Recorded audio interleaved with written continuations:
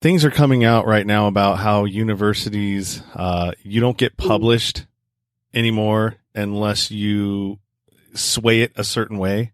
I mean, not even like factual things, you know what I mean? If you're not toting the line, you don't get published. If you're not toting the line of whatever it is that you don't progress. Yeah. So it's almost like a coerced system, right? It's coercion. Oh my gosh, yeah. I mean, I'm really glad you brought it up because it's a huge problem, at least in my field. So you have fields like medicine and biophysical sciences. I'm not familiar with those, but, you have a lot of academics that come up with inventions and, new medicine and all, so that's really good. But in social science, there's a big emphasis on creativity. Sean Dustin spent time in federal and state prison for drug trafficking and fraud. Upon release in 2006, he had nothing but the clothes on his back, a bag of mail, and legal paperwork. In 2010, he kicked a long-time methamphetamine habit and started the long climb back up the ladder of life. This is the Nowhere to Go But Up podcast.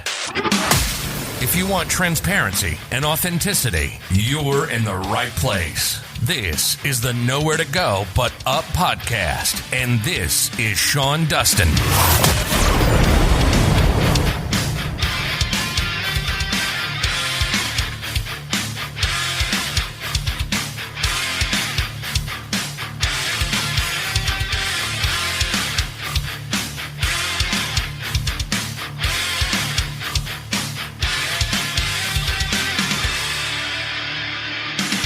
This is the Nowhere to Go But Up podcast, and I'm your host, Sean Dustin. Today I am talking to Ruxandra Popavici, right? Did I say that right? Yeah, no, you did a good job. All right. She is here to talk about a bottom that she had in her life when she was trying to complete her Ph.D. at Duke University. And, she had some issues there, and I'd like to hear from Ruxandra. How are you? Hi, I'm good. How are you, Sean? I'm doing all right. Trying to get through this situation that we're in. Yep. Doesn't seem like it's ever going to end. I know. They've just extended it. Yeah. I'm supposed to work remotely until August now. Wow. Well, yeah. You're in the education field. So I mean, that's schools and from elementary all the way through university. I mean, right. I don't know if this is going to they're going to rethink how school is actually done now. I know. Yeah. I mean, part of me thinks, is this how, people in the future are going to be living all isolated and just online? I mean, I hope not. Me neither. I like physical touch and I like being able to have people in front of me and having a conversation and, I mean, this is okay too. It's the same. I mean, it's way better than just being on a phone or a audio podcast, I find it easier for me to do a podcast this way than just when there's nothing, because you can't see a person's expression. I mean, it's the closest thing that you're going to have to an in-person conversation, because the nuance of what you're trying to say, a lot gets lost in the translation when someone can't see you when you're communicating. Yeah, for sure. And I mean, a lot of the really great people that I want to connect with are not in my city because I live in a tiny city. So video definitely helps. Right on. Well, so tell me about the bottom that you hit in your life. Duke University, that's a pretty prestigious college. Yeah, it is. It's really prestigious, especially for undergrad. It's really tough to get into. When you do a PhD, it's basically contact what they call a potential advisor. So it's a professor that is willing to kind of sponsor you and be your mentor. So you can get in based on, of course, you need to have really good credentials, but you need to have someone who's willing to work with you. So I found my mentor, and I was actually her first PhD student. So she was a very good person, but she was also very inexperienced. So I had a bit of a crisis about 2 years. So my PhD program was 5 years. And about 2 years into it, I got really confused. So I had lost, I don't know if I was depressed. Like, I don't know. I never got, I never looked into it, but I just lost that willingness, that drive to do my work, basically. So, and then I felt like, when you're doing a PhD, you have a committee. So it's not just your mentor, but you have maybe like 3 or 4 other professors that advise you.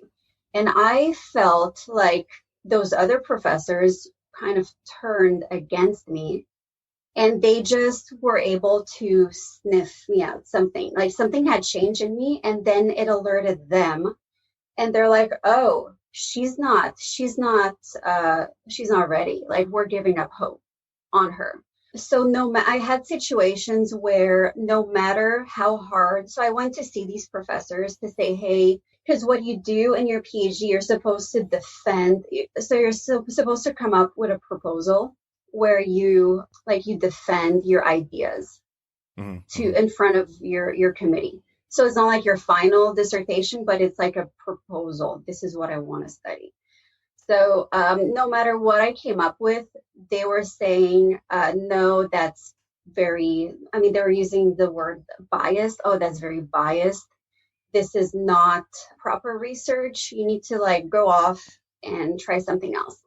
And I just kept trying and trying. And it's like the more that I tried, the more they were disapproving of me and my research. So, and it reached a point where one of the professors was like, yeah, I'm not going to pass her. So, and they would never tell this to me, to my face. I would always find out through other people what they really thought. And then some of the professors were having conversations about me on the phone. But then when I would request meetings with them, they would say, oh, I'm too busy. I'm too busy to give you advice.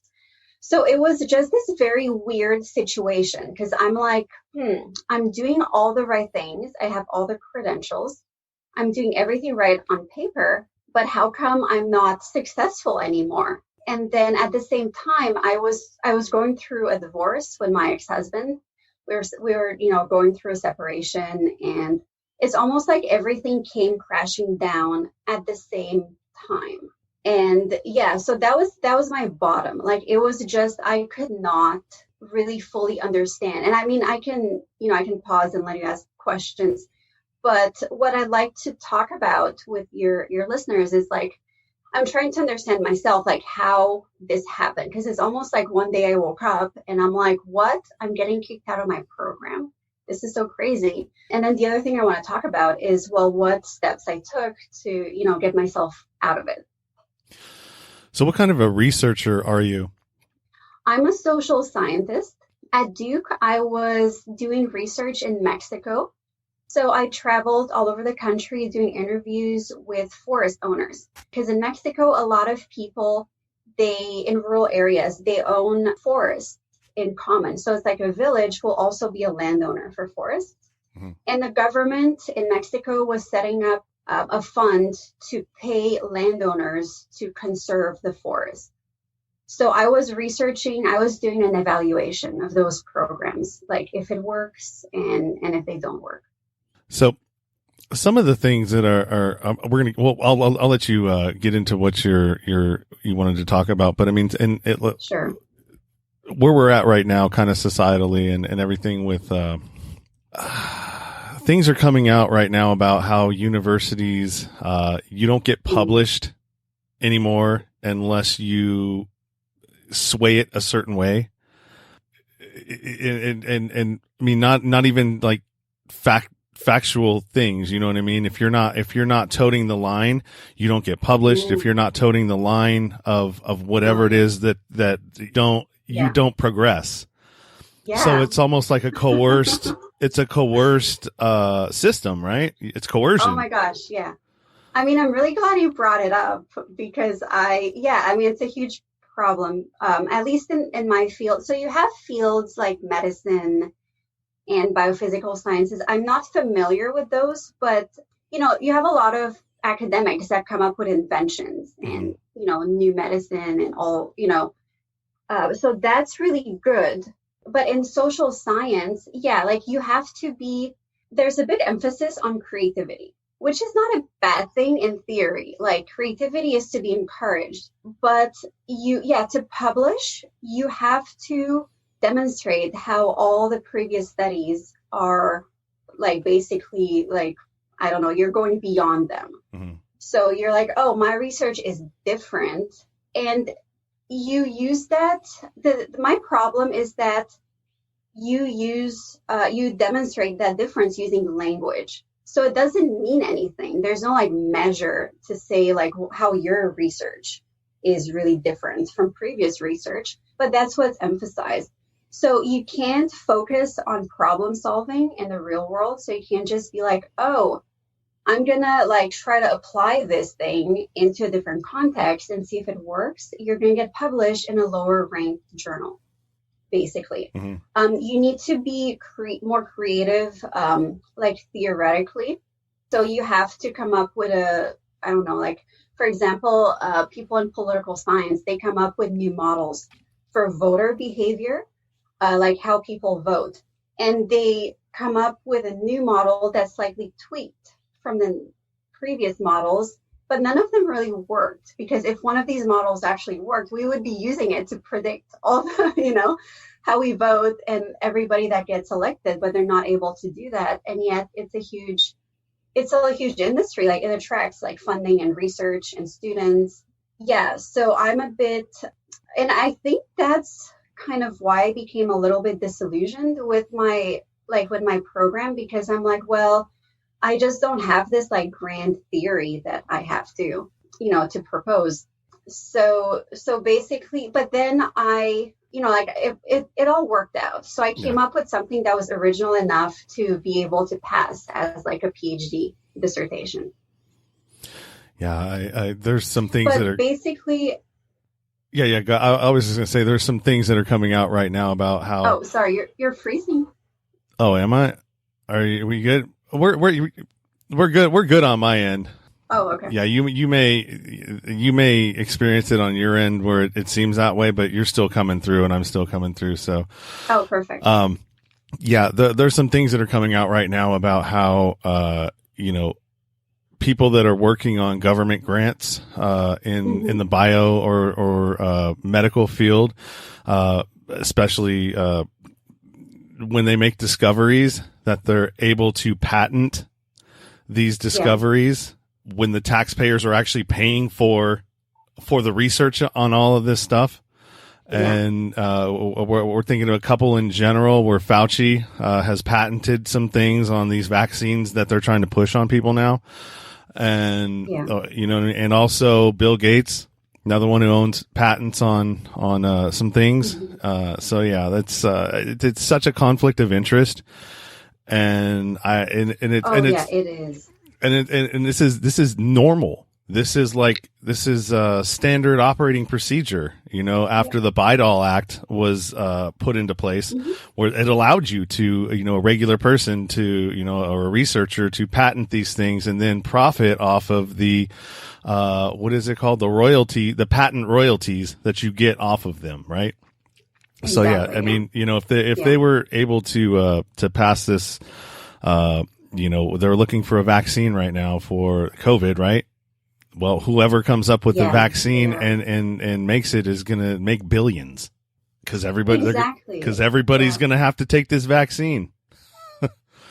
So anyways, let go back to what you were talking about. I mean, it's in the same thing. I mean, because you're in. Oh, it is. Yeah. It's no different from the medical portion of researching to your portion of researching, because they're all kind of built the same way. The Bayh-Dole Act it's for all researchers in all universities. The amount of patents that are coming out of universities right now is crazy. It's like 5 times what it was before the Bayh-Dole Act was actually passed. I know. And then meanwhile, the universities, it's still considered a very noble profession, because you're supposed to be motivated by knowledge, right? You're not supposed to be motivated by the market, but it's not true anymore. It's changing very rapidly. And it's just like in my field, we don't have patents. We make a lot less money in social science, but it's like, publish or perish. You're supposed to publish, and I mean, the meaning of what you write, like it doesn't really have to be meaningful. You just have to publish a lot and, make little tweaks just to say that your paper is different from the previous paper, and then you get that published. But we, like you have those like seminal texts, like those classic books that people, academics used to write in the past, or philosophers. And I'm like, my worry is that, well, people who are literally getting paid to be academics and to be thinking, like they're facing so much pressure to publish in terms of volumes, that what they publish is no longer meaningful. Like it also has an expiry date. Like, for example, when I reference other studies in my papers, like I don't really look past 2013 or 2012. Like all those old papers, it's almost like they don't really count anymore, because you're expected to cite very current literature. Yeah, so it's changing. Yeah, I don't think it's changing for the better, but we'll see. We'll see what happens. Yeah. Sorry, I brought us off into another thing, but it's really relevant. No, this is great. It's really relevant to where we are right now, though. It is, absolutely. And here's another thing that kind of, I don't know if you had listened to this before, but there was these two guys that social sciences, right? Like social justice. That's a thing now. That's a thing now, right? In college, social justice studies, right? Yeah. Well, these guys, they started submitting articles to a prestigious deal, right? And they were just like making up stuff that kind of, they just like made up like silly ass stuff that, I listened to them like, what? A dog at the dog park. So they did one where they said, yes, the dog at the dog park experienced traumatic sexual assault by another dog. And then they started, man, I wish I knew what it was so I could direct you to it, but it was funny, right? And they got published. Mm-hmm. They got published in this journal, and it was all because it played into something that is within social justice. Yeah, within the social justice world, right? And it fit right into the narrative, so they allowed it, right? And then these guys came out later and they were like, dude, that was so stupid. We were drunk or just playing a game, and so it just it just went to show that, like, these universities and this is like bullshit. Nothing was based in fact. You know what I mean? It just sounded good and it played into your narrative, so you published it. Yeah. Yeah, absolutely. Oh man, I'm gonna Google it after this podcast is over, because I'm really curious. Yeah, because the way your papers get approved for a lot of journals is they send it to academics like you and me. Like, I'll get an invitation to review, and I'm supposed to do my due diligence as a reviewer. But I'm not getting paid for this. It doesn't really count for like my promotion or anything. So I can just, skim the paper and be like, oh yeah, that sounds good. And not really like you're supposed to question the methods. But a lot of people, it's like regular people who get to review these papers. There's not like a paid editorial board for journals, which, I mean, they should do that, because you'd think that they're making enough money somehow. Yeah. It's crazy how the whole university system works. So let's get back into your what you wanted to cover. Sorry. No, that's fine. Do you have any specific questions about, like, I don't know, like something specific? No, not really. Just what you wanted to touch on, a couple of things before I interrupted you. Okay. As far as, you had said, I can't even remember. Sorry. Okay, sure. So I had, when I reflected, like when I reached my bottom, I reflected on two things. One is, how the hell did I get there? Like, how did I go from being like a straight A student all along, and then I'm like in an impossible situation, and, other things in my life are not going well. And then the other thing is, well, some tips for like getting out of it. So, I'm thinking like, how did I get there? So, okay, so let's like leaving the life stuff aside, just in the university, whenever you're doing creative work, even in a business, like, I don't know if you ever like got feedback on your stuff but like if you don't know who you are and you don't have a clear idea of what you want to do, like people are going to walk all over you. One, that's an option. Option two, they're going to give you advice that's not relevant or that pulls you in different directions and down different rabbit holes. Or three, they just lose faith in you because they can't feel like you're a solid person on the inside. If you don't have like a clear vision for yourself and like you don't know what you want, it's almost like people don't really take you seriously because they can't trust you. That's how I see it, basically. So I think that at some point I might have gotten lazy, and I'm like, well, I expect to have an easy like PhD, not that, which is like a crazy idea, right? So then I had lost that drive that was motivating me in previous years. So what I should have done is I should have, taken a week off or whatever and just seriously have a conversation with myself and be like, hey, do I want to continue in my program or do I need to quit? And is it time to move on? Like, that's what I should have done when I lost like my focus. But instead, what I did is I'm like, oh, I'll talk to some professors. Maybe they'll give me an idea and I can just like piggyback on that. And it's going to be really easy. And, I can just get by this way. So that's not the way to do it. That's not how you're supposed to solve your problems. To, wait for people to take pity on you and hand you ideas or whatever. So what I did is, so then I came to this realization when I was I had a proposal defense. And then basically my advisor, I think she convinced the whole committee to give me an extension. So she's like, okay, this professor wants to fail you.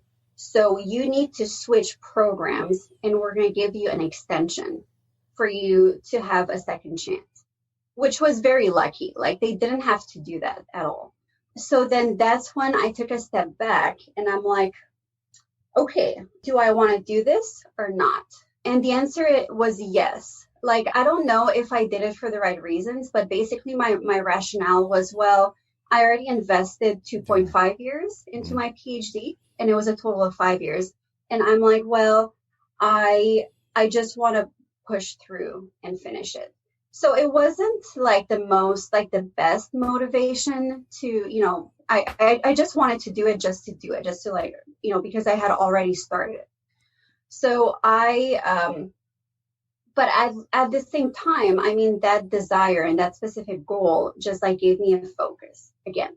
So then what I did is I took a step back and I'm like, I need to, because I had all these emotions going on in my head because I'm like, oh my God, I'm a failure.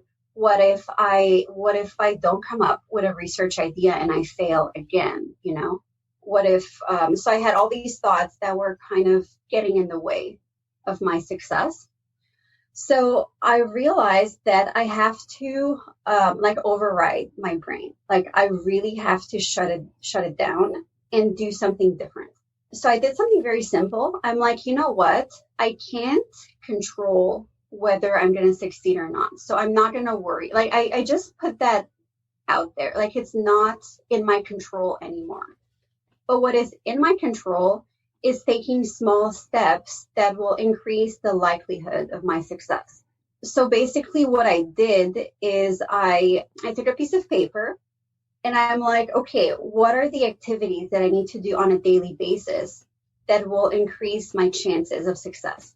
And that was, okay, reading this, and this journal, like for an hour, doing this type of research for 2 hours a day, and then working on research methods for, an hour a day. So it was like, very concrete steps. So then what happened is that not even a week from that day, like I just really like forced myself. I'm like, no, I'm not going to listen to my thought. I'm just going to do what I have to do. And if this is not good enough, then it's not, it's out of my control. So yeah, so not even a week later, I had a really good research idea. It just like once I quieted my mind, it just came up. And then I'm not going to go into my research because it's really technical, but long story short, I'm like, hey, wait a minute, I'm going to research because I study the effectiveness of government programs in Mexico. So I'm going to study whether the government program operating alone, like as a government, is more effective than a government partnering with a nonprofit organization.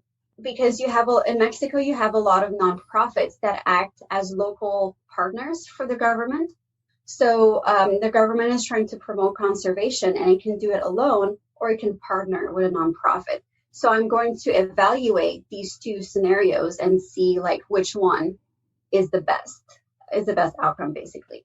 So that was, original enough to be a really good research topic. And that's what I ended up doing for my research and for my dissertation. And then I passed, and now I work as a researcher. Not in Mexico anymore though, right? No, that was just my research site. So I would travel. I got grant money to travel to Mexico. So like, you're at Duke, but you still conduct research, and then you bring it back. But it was really cool because I also insisted on making it really useful for policymakers. So I went to Mexico and presented in front of government to see like, how they can improve their program. So while you were there, did you, because we don't know, but we have a good idea how high the cartels infiltrate the government there. Gosh. You know what I mean? And a lot of cartels are masked because you can't tell they're so ingrained with legitimate business and and the illegitimate side of their businesses, you know what I mean, to kind of, that's what they've had to do to get their expand their portfolios, I guess you would say. And so, I mean, there's a lot of stuff like, like what are they getting involved in now? They're getting involved in avocado farming, right? Mm-hmm. And they were involved in that government program too.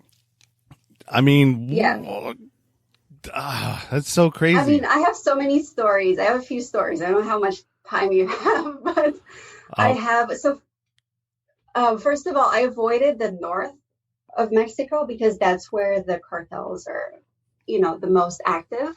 But I spoke to some landowners on the phone, and to see because sometimes the north, if you're careful, you can, like, if you're smart and if you can't just go there by yourself. Like, you need to talk to people. You need to connect with people, like on the street, like at the store and the hotel, and they will tell you how to stay safe. But that said, you shouldn't go into a drug dealer heavy area. Like that's just not smart. But I was considering my sites for the forest that I wanted to visit in Mexico, and some of them were in the north, and some landowners were like, "Oh, don't worry, you can come visit us. We'll just tell the cartel to leave you alone. Well, because we know them, so we'll tell the drug dealers to let you pass because they block the roads. Mm-hmm. We'll just like let them know by phone to let you pass and come see us." And I'm like, "No, thank you." I mean, also too, you've got to be concerned too because you're a female. One, you're a beautiful woman. I mean, you're a target. You know what I mean? And you're not from there. Yeah. And there's a lot of bad stuff that goes on if if you could be useful in the prostitution world and they can, Oh gosh. I mean, that's I I did not want to do that. I was in one northern city at some point. It wasn't, the cartel was not very active over there in that area at that time, but it had been previously, so they had a very strong legacy. And then I had a friend who said that, I mean, talk about drug dealers is part of their, their language and how they relate to each other and how they make jokes and compliments. So she said that one of the best compliments she ever received was by this man who was courting her. And the man was like, "Oh, you're so beautiful. I'm surprised they didn't kidnap you already." and she's like, "Oh, thank you." Oh, that's such a compliment. That's crazy. Yeah, dude, if I were you, I would have been like scared. I mean, I'm gonna be honest. Yeah, I mean, I didn't stay there for very long. Like that was a mistake. I didn't know like how that was the one city I was in where there was like this presence. They were not there physically anymore, but they had been like just a few months earlier. Mm-hmm. And in the hotels, you know how they have like in any hotel they'll have like emergency steps, like what to do in case of fire, in case of earthquake, and then they had what to do in case of assault. Yeah, like instructions on the wall. Uh-huh. So there, it was like, don't look them in the eye. Do whatever they say. Just like listen to them. Don't try to resist. Then my favorite was try to escape and call 911. Don't resist, but try to get away. Yeah, it's like, but if you can, like whenever you get a chance, call 911. It's like, yeah, no shit. Like that's the idea. That's just, I mean, when you're from like here, I mean, I'm sheltered, right? I've never experienced anything we are other than prison, but I mean, that was, nothing compared to anything in a, is that considered a third world country? Sort of Mexico? Yeah. It is. Yeah. And a lot of parts are very, very like, underdeveloped. Yeah. But yeah, I think it is. Yeah, I mean, like any third world country. I mean, there's a guy that I talked to. I interview. His name is Eric Maddox, and he goes out to like Greece, and he did some stuff in Lesbos about the refugee crisis there. And I was like, dude, you're going to places that like when I think about that, it's like it seems dangerous. Yeah. Where there's war happening other places, not too far away. I couldn't imagine it. But he goes, you know what? You go to San Antonio, Texas, and right across the border from there is where a lot of heavy cartel activities happening. And that's like, they're killing people in the streets there. And this wasn't any time soon, but this was like maybe 10, 15 years ago. And he's like, dude, just across the border is more dangerous than some of the places that I've been in Greece, very dangerous. Yeah. So that's crazy. Well, I'm glad you made it out. Don't go across. I'm glad nothing bad happened to you. Yeah, it happened. And I just want to say another thing about why it's so scary right now, all the cartels, is that before with like El Chapo and everybody, like those big names, they had, you had like the cartels were organized in bigger blocks, and they mainly dealt with drugs. But then when all the big heads of, the big leaders got put in jail, it started like little competitions between the the second level bosses. So then it broke into like it was like very organized, like that crime was very organized, but now it's a lot more disorganized. And they don't just go after, they're not just in the drug business, they're also into kidnapping. Like it's a lot more frequent because they're looking to make a quick buck because no one is in charge anymore. So you can, get kidnapped like around the corner, for like $10,000. So they do like little, like small scale crimes like that. Or if you own a jewelry store in the north of Mexico, like your family's going to get targeted. And before, those big leaders would protect their, it's like the mafia, right? But now you don't really have that anymore. It's a lot more decentralized, which is a lot scarier in my opinion. Yeah, that's crazy. Yeah. I don't know how they're ever going to get control of that. I know that after that thing happened, and that, where those families got gunned down, on the side of the road there were, I don't know, were they Mormon? Like a Mormon group or some sort of a religious group that they were living down there. I don't know. Yeah. And somehow, they ended up they gunned down and killed a bunch of people and women and children, that were from the United States. And then that's when I think, Trump was talking about, well, we need to classify these cartels as terrorists now. So it'll open up a whole thing of how we can deal with them. And then the government in Mexico was like, no, you can't do that. Well, why not? Yeah. You know what I mean? Is it because you're so ingrained with it that?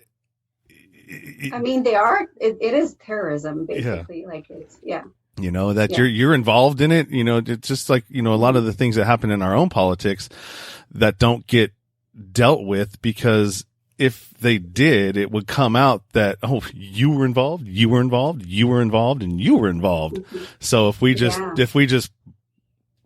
sweep it under the rug, then our involvement won't get put out there, and we just, we'll figure it out, Yeah. Yeah. Craziness. It's crazy. And I mean, the U.S. also supports that industry with drugs.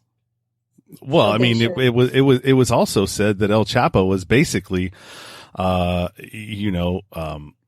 being run by the CIA. So, I mean, he was actually, the CIA is the one who brings over a lot of these drugs to fund like a lot of the black operations that happen, proxy wars and armies in other areas. And that's how they fund it, with, illegal money. And basically, El Chapo was just a figurehead, or almost like a general, like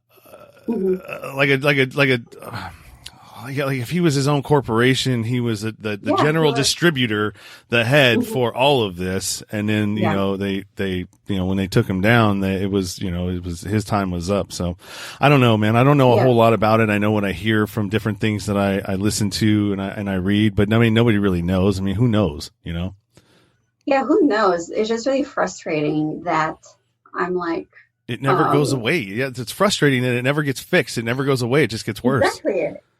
Exactly. Yeah. Yeah. And I remember I was at a party in Mexico, and people were doing cocaine. And I was like, I got offered to do some. And like, I had previously spoken to people who, like in the north of Mexico, everybody you speak to has a relative or a friend that got killed by the drug dealers at some point.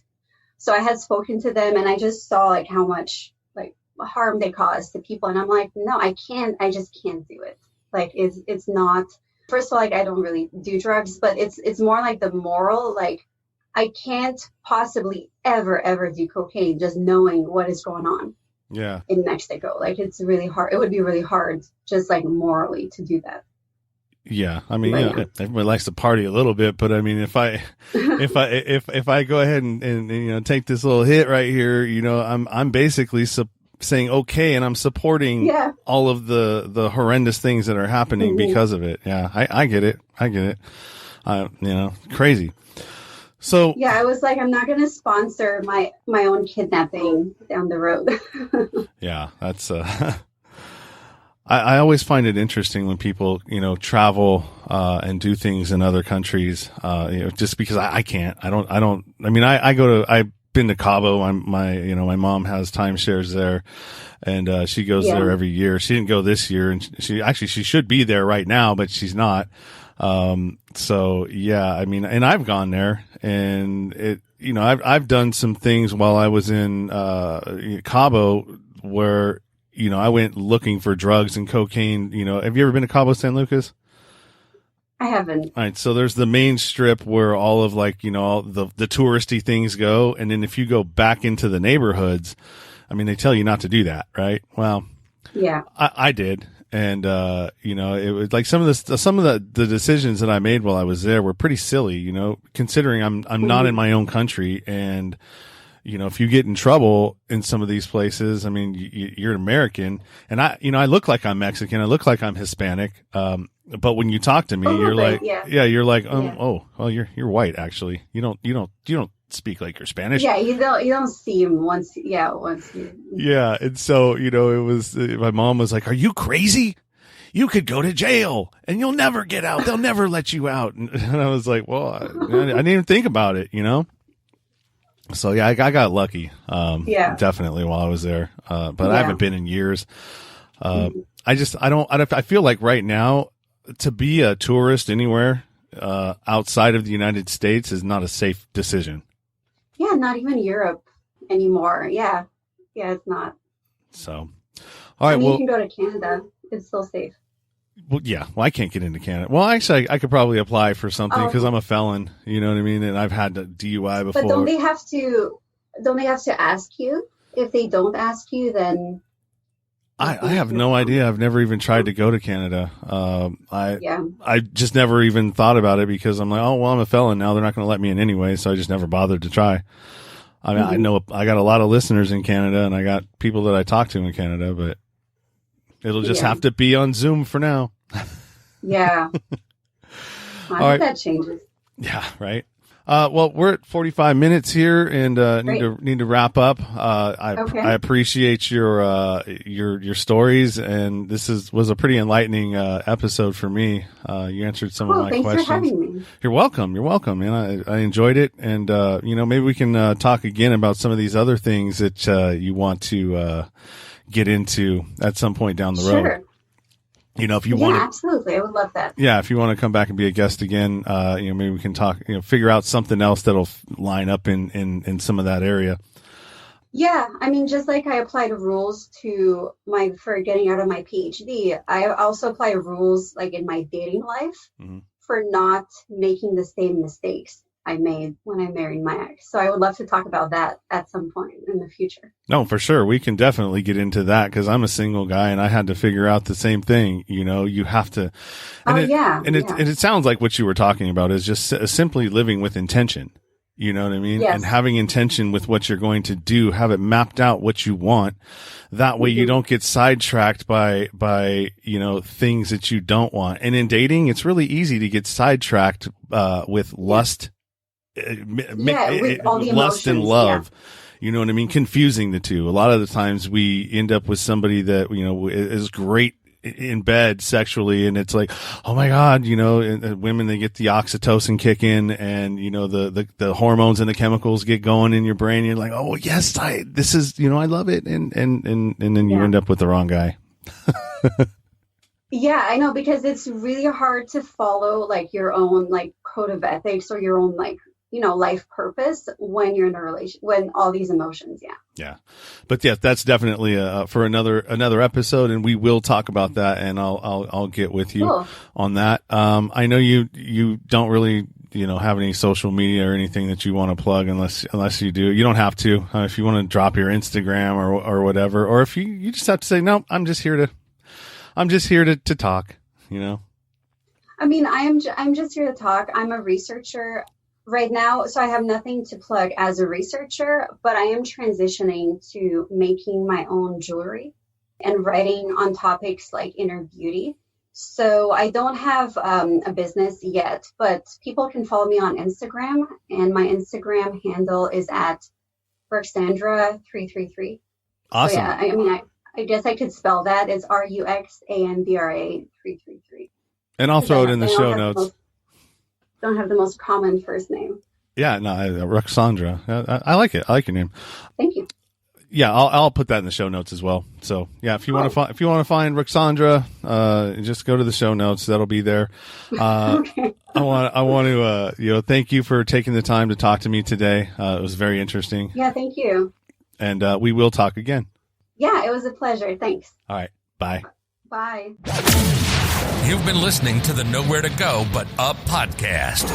Sean is a single dad, a union blue-collar guy, and he spent time in federal and state prison for drug trafficking and fraud. When he was released from prison in 2006, all he had was the clothes on his back, a bag of mail, and some paperwork. Since then, he's turned his life around and shares the struggles and successes on this podcast. We hope you enjoyed the show, and we hope you were moved. To connect to the show, book a guest spot. For merch, Patreon, PayPal, and social media links, go to linktr.ee/nowhere to go but up. On Instagram at Nowhere to Go But Up Now. On Twitter at But Up Now. On the YouTube channel at Nowhere to Go But Up Podcast. See you next time.